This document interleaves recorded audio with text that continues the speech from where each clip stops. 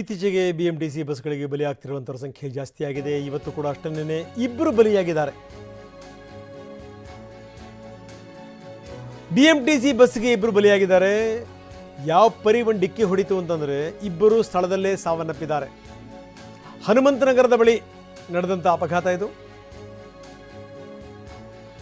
ಎರಡು BMTC ಬಸ್ಗಳ ನಡುವೆ ಆಟೋ ಸಿಕ್ಕಾಕೊಳ್ತು.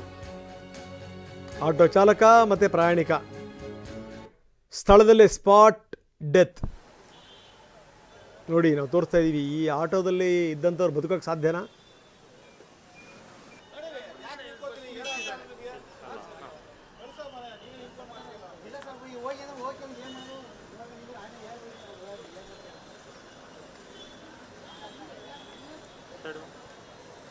ನಮ್ಮ ಪ್ರತಿನಿಧಿ ಲಕ್ಷ್ಮೀ ನರಸಿಂಹ ಈಗ ನಮ್ಮೊಂದಿಗೆ ಸಂಪರ್ಕದಲ್ಲಿದ್ದಾರೆ. ಲಕ್ಷ್ಮೀ ನರಸಿಂಹ, ನೀವು ಸ್ಪಾಟಲ್ಲೇ ಇದ್ದೀರಿ. ಹೆಂಗಿದು ಘಟನೆ ಆಗಿದ್ದು ಹೇಗೆ?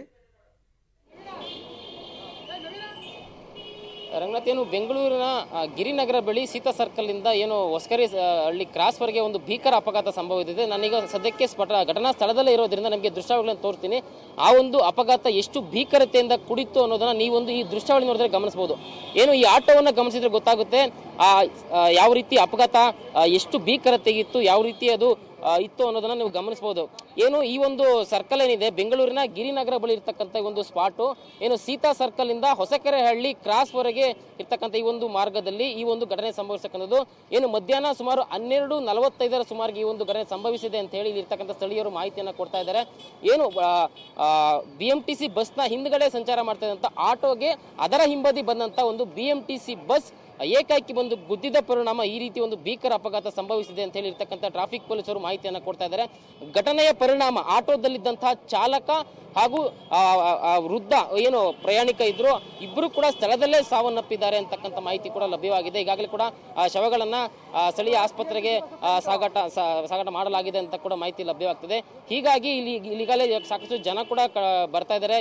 ಏನು ಆಟೋ ಚಾಲಕರು ಕೂಡ ಗುಂಪಾಗಿ ಬಂದು ಇಲ್ಲಿ ಒಂದು ಏನಾಯ್ತು ಅನ್ನೋದನ್ನ ತಿಳ್ಕೊಂತಾ ಇದ್ದಾರೆ.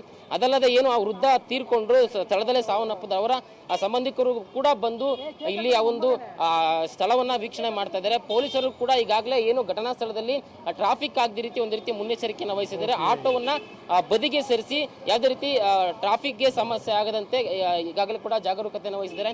ಒಟ್ಟಾರೆ ಏನು ಈ ರೀತಿ ಒಂದು ಭೀಕರ ಅಪಘಾತ ಬೆಂಗಳೂರು ಸಂಭವಿಸುವುದು ಪ್ರಯಾಣಿಕರಿಗೆ ಒಂದು ರೀತಿ ಆತಂಕದ ಪರಿಸ್ಥಿತಿ ಮತ್ತೆ ಮನೆ ಮಾಡುವಂತೆ ಮಾಡಿದೆ. ಮಾಹಿತಿಗೆ